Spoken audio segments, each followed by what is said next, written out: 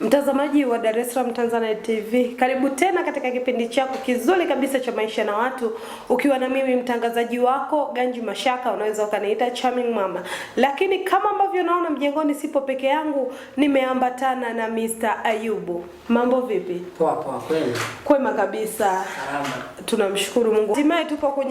Hatimaye tupo kwenye mfungo wa Kwaresma na mwezi mtukufu wa Ramadhani. Na mimi ni miongoni ambao nimeshiriki katika mfungo huu wa Kwaresma. Sisi kama Wakristo ni wakati ambao tunajitafakari, kukaa karibu na Mwenyezi Mungu, kwa maana kuomba, kusali, lakini pia kuwasaidia wale watu ambao hawana uwezo fulani, kusaidiana, kutiana moyo na mambo kama hayo, na kutubu. Hadi kadhalika kwa upande wa dini ya Kiislamu vile vile, basi tunaendelea kutimiza katika zile amri zake Allah Subhanahu wa Ta'ala. Na mtazamaji, basi katika maisha na watu, leo hii tuko na mada nzuri kabisa kabambe. Mada ambayo nataka tuizungumzie Ayubu, ina bezi hata katika mambo ya dini, hata katika hii Kwaresma na Ramadhani inatufaa sana. Mada ambayo nasema watu wenye tabia ya kukatisha wenzao tamaa katika malengo ya maisha, katika masomo, katika utafutaji, hali kadhalika katika familia. Kuna watu wa aina hii sana Ayubu. Unafikiri ni kwa nini watu wanakuwa na tabia ya kukatisha tamaa wengine? Kama nilivyosema mtangazaji wa Dar es Salaam Tanzania TV, ni kweli watu kama hao wapo, hasa katika jamii yetu. Mimi nimetembea sehemu mbalimbali ndani ya nchi hii. Watu wengi wanakatishana tamaa. Ukimwambia bwana, mimi nahitaji labda kufanya kilimo cha kisasa, atakwambia kwanza ukatisha tamaa, atakwambia hivi, mbolea ni gharama kubwa, hatukatai ni gharama. Lakini pia mbegu ni gharama kubwa. Kilimo kina bei. Kilimo kinahitaji wafanyakazi. Kwa hiyo kufanya kilimo cha kisasa hautaweza. Wakati huo unaweza ukaandaa shamba hata kama ni robo eka. Ukatengeneza, ukapambana, ukalima kilimo cha kisasa, ukavuna, ukafanikiwa. Lakini yeye katika kukatisha tamaa atakwambia kwamba kilimo kina gharama kubwa, ni cost yake ni kubwa sana, hautaweza kumudu. Hautaweza. Lakini wakati huo yeye anafanya na ana mashamba makubwa, amefanya kwa hali ya juu sana, na anavuna kwa kiwango cha hali ya juu, ila wewe anakukatisha tamaa hata kwa kile ambacho ni kidogo unachoenda kupambana nacho. Lakini sasa unafikiri ni sababu gani hawa watu wanaamua kufanya kitu kama hicho? Kwa sababu unakuta yeye sawa hilo shamba, tena ukute hakuanza kwa kiasi kikubwa namna hiyo. Alianza kwa hiyo robo eka. Lakini akiona mwenzake anahitaji kufanya kitu cha namna hiyo, anaanza kumkatisha tamaa. Unafikiri sababu nini? Kwanza mtangazaji wa Dar es Salaam Tanzania TV, kwa msikilizaji atanisamea kabisa. Lugha ya mitaani tunasema harakati za watu weusi. Harakati za watu weusi. Tunaposema harakati za watu weusi, msema ukweli mpenzi wa Mungu, kwenye 100%, 60-70 wanapenda wenzao wasifanikiwe. Kwa maana yeye anakuwa na ile roho, kwa lugha za mitaani tunasema roho ya kukunja. Roho ya kutu. Roho ya kutu. Anaamini kwamba ukifanikiwa labda kuna vitu labda utamzidi. Wakati huo Mungu anatoa riziki kutokana na fungu ambalo amekuandalia. Ndio. Ukija kuangalia kwa nini nasema hivyo? Watu wengi hata kama ni kwenye makampuni, ukimwambia mimi nahitaji nifanyie mchongo wa kazi fulani, lugha atakayoanza kukwambia ile sehemu kuna ugumu fulani.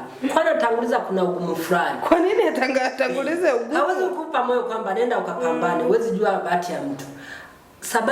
Sababu kubwa ni ile roho ya kukunja au roho mbaya. Tunaweza tukasema ni roho ya kichawi. Kwa nini utaki mwenzako afanikiwe? Ndio. Ni roho ya kichawi. Tunaweza tukasema ni roho ya kichawi. Na sababu moja kubwa ni wivu. Ila sababu kubwa ni wivu. Sababu kubwa ni roho mbaya. Sababu kubwa ni mtazamo, yani mtazamo tofauti na falsafa za watu tofauti. Hii sio kwa mtu. Yaani Afrika bado tupo mbali. Ndio. Afrika tunahitaji ukombozi. Sio ukombozi wa kiuchumi kama tulivyozoea, kuanzia kwenye fikra. Sitaki nidanganye hata msikilizaji wa Dar es Salaam Tanzania TV, huenda naye wewe kufukuzia mchongo sehemu moja ama nyingine.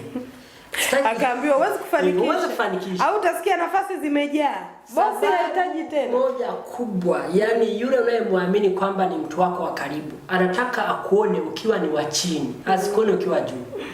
Kwa mfano, Watu wengi katika kufanya kazi za vibarua au makampuni yupo tayari kutafuta mtu wa nje, ila sio wewe unayeshinda naye. Kwa nini? Anaamini wewe ukishapata uende ukamdharau, kumbe tofauti. Yupo tayari kutafuta mtu wa kutoka sehemu ya mbali kabisa kuliko wewe unayeshinda naye. Yeye anatamani kila siku akuone katika hali ya majonzi, akuone katika hali ya shida na mateso, hali ya mateso, hali ya utaharuki. Na cha kushangaza zaidi Bwana Ayubu, unakuta asilimia kubwa ya watu wanaofanya hivi ni wale watu wa karibu. Unajua kuna baadhi ya familia hata ndugu yako hataki aone umefanikiwa kwenye jambo fulani. Kwa nini nasema ni ushamba? Watu wengi wanataka kuonekana wao ndio wafalme. Yaani tukisema ufalme yani kuabudiwa. Ndio. Sasa kuna wengine unakuta ni jeuri, yani wanataka nafasi ya Mungu sasa uihamishe upeleke kwa binadamu, kitu ambacho kabisa hakiwezekani. Mfano, tunaposema harakati za mtu mweusi, tunaweza tukasema kwamba ni harakati ambazo mafanikio yake ni magumu. Kwa nini kuna ugumu? Ushirikiano haupo. Lakini na wewe nikasema Ayubu, nahitaji niende kusoma Marekani, nahitaji jamii au watu marafiki zangu walioko karibu wanichangie niende kusoma Marekani. Itakuwa ni ngumu hata kutoa senti 2. Kwa nini? Wanajua kwenda akienda huko anaweza akapata mafanikio makubwa ya haraka. Kwenda akafanikiwa labda kielimu, kiuchumi na vitu vingine. Mtangazaji wa Dar es Salaam Tanzanite TV, leo hii kama nahisi labda kuna utani ndani yake, sema naenda kufungua labda ka grocery. Upitishe mchango hata wa 200 kwamba mkinichangia 200 au 1000, tunaweka mfano kwamba niko tayari kurudisha hiyo 1000, ila mimi nataka nifanye kitu ambacho kitaniletea hela. Kitaniletea maokoto kama wanavyosema wenzetu wa mtaani. Wanasema maokoto. Uone utapata mchango wa shilingi ngapi? Au kuumwa, utakapopata changamoto ya maradhi, ukahitaji msaada, huwezi kupata. Lakini leo hii ni mtu nimpigie simu, uko wapi? Niko sehemu hii na hii. Naomba uje hapa, naomba uje sehemu hii. Kuna mtu amefumaniwa. Ndugu yangu, kijiji na kitongoji vitakijia. Lakini ukiambiwa njoo sehemu fulani kuna mgonjwa. Lakini tukizungumza vitu vya serious, mtu anaumwa, njoo hospitali. Haendi. Kwa nini? Hizo ndo harakati za mtu mweusi tunazozungumzia. Mambo yanakuwa magumu. Lakini sasa unajua hili swala la wivu ndio limebeba mada nzima ya ambayo inasema kwamba watu wenye tabia ya kuwa katisha wenzao tamaa. Kwa nini unafanya hivyo? Hebu tujitahidi kupeana support pale mtu anapohitaji. Usimkatishe mtu tamaa. Tumezungumzia zaidi kwenye utafutaji, lakini pia kuna hata swala la elimu, swala la familia. Unaweza kwenda kumwomba mtu ushauri kuhusu familia yako, ukaona ni jambo la heri, anakushauri vibaya. Anakushauri ndivyo sivyo ili usiweze kufikia katika malengo yako. Ukimshirikisha mtu atakachokwambia wewe unamtaji biashara ngumu sana, biashara ngumu. Unajua TRA? Unajua TRA? Bei za pango. Ni kitu kibaya sana. Mtu anaanza kuamua kuanzisha mradi wake fulani au kiwanda chake. Utasikia utaweza wewe? Unajua gharama zake. Unajua serikali ya siku hizi wataanza kukwambia hivyo. Kwa hiyo ambacho tunakihitaji watu watoe elimu. Elimu itolewe. Tena kwa hali ya juu sana, elimu itolewe. Mtu anambia anahitaji kufungua biashara, nakwambia unajua TRA? Hapo sasa. Na kwa ukiangalia wewe TRA hujui, unaisikia TRA. Wakusanyaji wa mapato. Sawa. Lakini wakati huo TRA wanatoza mapato kulingana na biashara yako jinsi inavyoenda. Wewe uweze ukawa unauza mayai 5 kwa siku, wewe tutakutana na TRA. Hapana. Inatokana na kipato unachokiingiza. Kwa hiyo watu wengi wanatukatisha tamaa. Lakini yani tukiachana na huko kabisa, huko kwa TRA wapi? Hapa mwanzo kwenye uthubutu, mtu anapotaka kuthubutu jambo, hebu tusiwe watu wa kwanza kuhukumu ile issue ambayo anataka kuifanya. Wewe mfariji mtu, mpe moyo aweze kuanza, kwa sababu Waswahili walisema mwanzo mgumu hamnaga mwanzo mwepesi hata siku moja. Mtu anapotaka kufanya biashara yake, jamani, usiwe wa kwanza kumkatisha tamaa. Mtu anapohitaji kutoka kwenda sehemu fulani kusoma, usimkatishe tamaa. Hivi utasikia maisha maisha ya huko utayaweza, huna ndugu, huna yoyote, huwezi kufanikiwa. Sio kitu kizuri. Leo hii tuna ushahidi wa watu ambao walianza biashara zao wakiwa chini kabisa, ambao walisoma kwa tabu sana, kwa shida, lakini kwa wakati huu Mwenyezi Mungu amefungua milango. Kuna ule msemo wanasema aibu naona mimi. Yaani unajikuta umemshuhudia mwenzako ubaya, baadaye akaamua tu kufanya kile kitu kwa ujasiri, anafanikiwa. Unakosa namna ya kuzungumza. Unabaki tu bwana, maisha ndio yalivyo. Mimi kwenye vitu ambavyo naviamini, hapa nizungumzie kwa upande wa biashara. Ukiona biashara yote ile, kazi yote unayoifanya, unaona unaingiza hata 100 kwa siku au 200.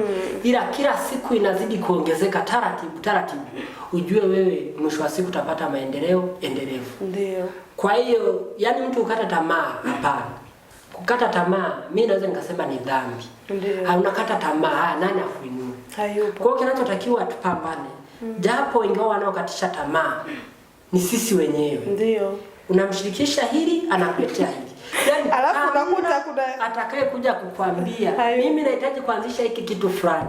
Akwambia kwamba ukianzisha hiki kitu fulani utapata faida 1, 2, 3. Ni wachache sana wenye mioyo ya dhahabu. Kwenye 10% utapata 3%. Umeona? Kuna ile Ayubu, unakuja bwana Charming Mama, nataka nifungue duka langu hapa. Naanza kukwambia hapa sidhani kama utapata wateja. Yaani ni ngumu, sijui itakuwaje. Sasa na wakati huo unatoa hilo wazo wewe, hela huna mfukoni. Kumbe mimi mtaji nilikuwa nao, lakini sikuwa na hilo wazo. Baada ya siku kadhaa nakuta mimi nimefungua. Lakini mwisho wa siku kitu hiki kinachofanyika cha kumkatisha mtu tamaa siku zote kina athari kubwa sana. Kwa sababu yule mtu utamvunja moyo kabisa, hatakuwa na uthubutu. Kwa sababu naamini pale Ayubu unapokuja kwa Charming Mama unaamini kitu nitakachokuambia ni sahihi. Kwa hiyo ukija hapa nikakukatisha tamaa kabisa utasema lakini huyu namuamini sana. Hawezi kunidanganya, utavunjika moyo. Unajikuta huwezi kupiga hatua kulingana na lile ambalo umelipanga. Sasa katika hilo mfano tunazungumzia kwamba una wazo lakini huna mtaji, yani huna vyanzo vya hela. Kwa wale wenzetu wale, kwa wazungu au kwa Wachina na watu wengine, wao wanachokifanya, wewe una wazo, unamshirikisha mwenye kipato. Mnakubali kuingia kwenye hisa. Unampelekea plan, yani kuna wale watu wa master plan kwamba tukifanya hiki matunda yake atakuwa haya. Kwa sababu umepeleka wazo na ameweka mtaji wake uko pale. Mtakachokifanya, huyu analeta mtaji, huyu analeta wazo. Kitakachokuja kutokea, huyu atabaki na mtaji wake, huyu atabaki na wazo lake. Lakini kwa baadaye faida itakayopatikana mtakuwa mnagawana kwa sababu mmeweka share. Sasa vitu kwa nchi za huko kwa wenzetu huko. Japo hata huku wapo, japo kwa uchache mno. Mfano tukiongelea watu kama hawa watu wa Arusha, sio wanawahitaji hawa. Watu wa Arusha si watu wa Moshi, si ndio Wachaga. Wale wana ushirikiano. Hata kama mkienda, yani hata kama mkiwakuta katika mji, wanainuana kwa hali ya namna moja ama nyingine. Unakuta mtu mwingine ana duka kubwa, yani store. Yupo tayari kumpa huyu mwenzake. Hana 100 wala 200. Kwenda huko akawa anauza, akawa anarejesha hela taratibu. Mwisho wa siku naye anafanyaje? Anainuka. Sasa changamoto inakuja wapi? Mfano kuna sehemu sitaki kuitaja. Mmoja alipeleka hiyo master plan kwamba tukifanya hiki na hiki itakuwa hivi, matokeo yatakuwa 1, 2, 3. Sasa walipotengeneza, yule aliyepeleka mtaji alipoona biashara imenawili, ikabidi yule mwenye wazo akamtimua, akabaki na biashara, wakamfukuza. Kwa hiyo ndo harakati ya mtu mweusi, ndio athari zenyewe. Kwa hiyo kitu cha kufanyika ni kwamba cha kwanza kabisa tupendane. Upendo hustiri wingi wa dhambi kama sijakosea. Ndio. Endapo tukipendana sisi kwa sisi ni Afrika ndugu yangu. Sisi ni Waafrika, sisi ni wamoja. Kwa hiyo kama sisi ni Waafrika, usipende kumuona mwenzako anaishi kwenye maisha ambayo ni shida, yani maisha ambayo yani hayaeleweki. Lakini hebu Ayubu nikurudishe kwenye hiyo story. Kwa hiyo alipofukuzwa ilikuwaje? Sasa ilikuwaje? Yeye ana kipato. Yeye amepeleka wazo. Hii sasa ndio inasababisha watu wawe wachoyo. Watu wawe wachoyo na mawazo yao. Hayo mambo, yani ndio zile roho za kichawi. Mamba akatimuliwa, ila yeye amepelekwa plan. Tukianzisha hiki na hiki na hiki. Matokeo yake ni haya na haya na haya. Na kweli matokeo yakawa kama matokeo yakawa mazuri. Kilichotokea akatimuliwa. Inna lillahi wa inna ilaihi. Hakika ni msiba mzito. Lakini ndugu mtazamaji, basi utatuambia na wewe ushawahi kukutana na kisanga cha namna hii, kwamba ulienda kwa rafiki yako, ndugu yako, ukazungumza wazo fulani, akakukatisha tamaa mpaka ukasema mimi jamani sitawahi kufanikiwa. Unajua hebu kuna wengine wana kiwango cha juu cha kukatisha mtu tamaa. Huwezi kuthubutu hata kwa uchache. Unafanya kuogopa, unasema hii itakuwaje? Alafu mwisho wa siku unamuona mwenzako anapita mule na mambo yanamnyokea. Kwa hiyo cha msingi tu tumsisitize mtazamaji kwamba hakikisha haukatishwi tamaa na mtu yoyote. Cha muhimu tu halivunji sheria ya nchi na humuumizi mtu yoyote, isipokuwa ni kwa manufaa yako na serikali kwa ujumla. Kwa hiyo tusiogope kuthubutu.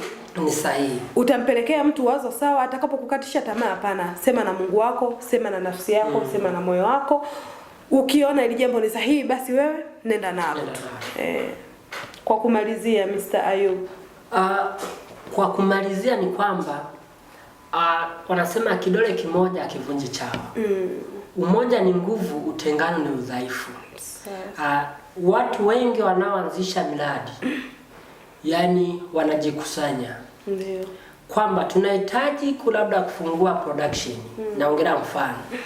Unakuta mwingine ana uwezo wa kununua kamera moja. Mwingine ana uwezo wa kununua mic. Mwingine ana uwezo wa kununua kompyuta. Mwingine ana uwezo wa kulipia pango. Kwa watu kama 5 4 hao wakiungana wana uwezo wa kufungua ofisi, wana uwezo wa kutengeneza kampuni. Kwa nini? Wamekuwa wamoja. Lakini kama ukiwa na roho ya kukunja kwamba kila kitu ni mimi peke yangu, bwana kufika mbali ni ngumu. Kwenye hii dunia ukatae usikatae, ukubali usikubali, binadamu tunaishi kwa kutegemeana. Sawa. Tajiri yule unayemwona ni tajiri. Na yeye ile mambo yake yaende, anategemea watu wa chini. Ndio. Kwa mfano wao wenye makampuni makubwa, labda hawa kina Moa. Yeye si kwamba shughuli zote zinafanywa na yeye. Kuna wasimamizi huku na wenyewe wanafanyaje? Kuna mlolongo. Kuna vibarua atasaidia kubeba mzigo kupeleka kwenye gari. Hao wote Mo tunazungumza kama mfano, anawategemea na wao wanamtegemea. Kwa hiyo kwenye hii dunia tunaweza kupasa kuwa nacho. Cha kwanza kabisa tuheshimiane, tupendane, tuwe wamoja. Lakini tukiamini binadamu wote ni sawa kabisa. Ili mambo yaweze kwenda. Lakini ukijiona wewe ni wa thamani zaidi kuliko mwingine, huwezi kuendelea.